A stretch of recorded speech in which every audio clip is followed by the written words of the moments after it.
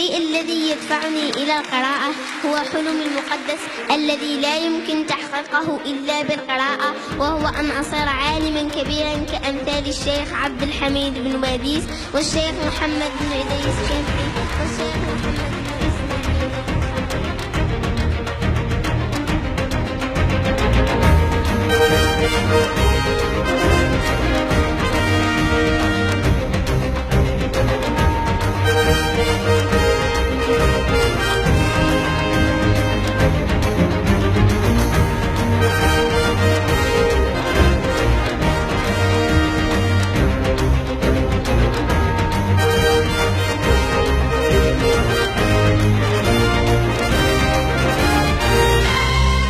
لنعلن المدرسة الفائزة،